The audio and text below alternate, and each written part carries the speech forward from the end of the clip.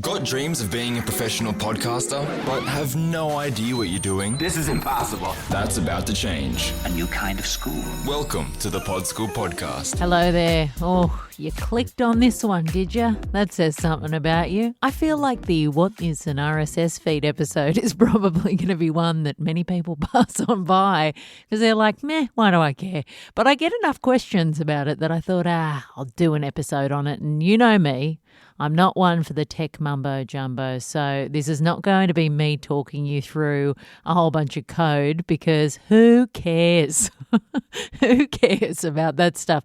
If you want to go knee deep, by all means, get on the internet, Google to your heart's content, but I'm just going to tell you the bare basics so you know how things work, what you need, and what you need to do with your RSS feed when you've got it.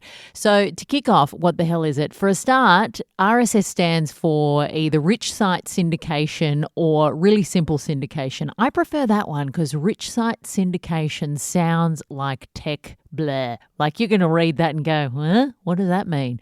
Really simple syndication is a really good way to describe it because syndication is basically just a way of your content getting in front of more people. If you think about it, when a show gets syndicated on television, it gets syndicated across a number of different television stations, so it's reaching a wider audience. With a podcast RSS feed or a blog RSS feed, it works similarly to that. Essentially what it does is if you are subscribed to that RSS feed, you are going to get the latest updates of the content from that content creator directly to wherever that RSS feed is being read. In terms of a podcast, the feed reader there is your podcast app. So the feed itself looks a bit like a bunch of numbers and letters, and to the untrained eye doesn't make a whole heap of sense. But when you've got a feed reader, in this case a podcast app, it's taking all of that garbled stuff that makes no sense to your eyeballs. It is interpreting it and it is popping into your podcast app its interpretation of that, which is the title, description, logo, and a brand new episode right there for you to listen to. So your podcast app is a bit of a translator for you. It's turning all of that code speak into something that makes a lot of sense for you, which is a playable episode of a show that you are subscribed to and really enjoy. So when you're listening to podcast episodes in Apple Podcasts, Google Podcasts, Spotify, wherever,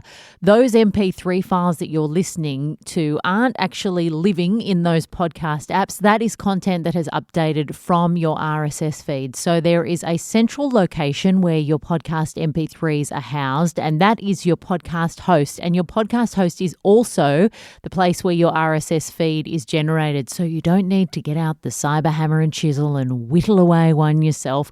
All you need to do is choose a podcast host. And then when you create your show and upload your first piece of audio, because you need a piece of audio for your RSS feed to be generated, and usually that's your podcast trailer, then your podcast host can do all of the technical stuff in the background and you just get what looks like a URL generated inside your podcast host. You'll usually find it in the settings section of your host, although it differs from platform to platform. And then all you need to do is copy that RSS feed and submit it via the portals for each of the different directories. So once your show is submitted to those directories, and it takes sometimes a little bit of time for your show to appear in directories, and that's not because it needs to pass a test. It just sometimes takes a bit of time for the approval process to go through.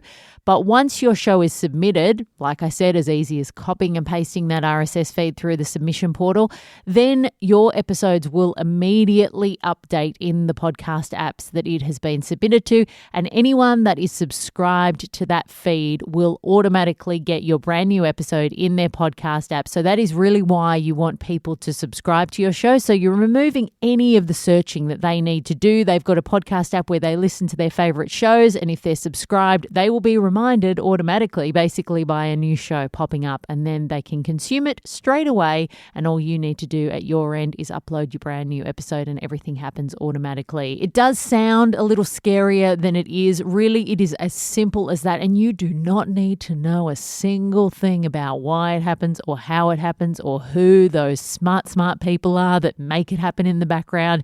You just need to choose a podcast host, create a new show, copy and paste that link into any of the directories directories that you want to submit to, and voila. Hope that's helped you understand a bit more about RSS feeds in a non-technical way, because boring. Gosh, some people can really bore the pants off you with this stuff, can't they? If you want any more help with your podcast, you can check out my online podcasting course, Podschool, at podschool.com.au. I am in the middle of a huge update to the course, and I'm going to be releasing it again very, very shortly. Naturally, in these coronavirus times, there are a lot of people who've been getting in touch saying that they want to start their own podcast.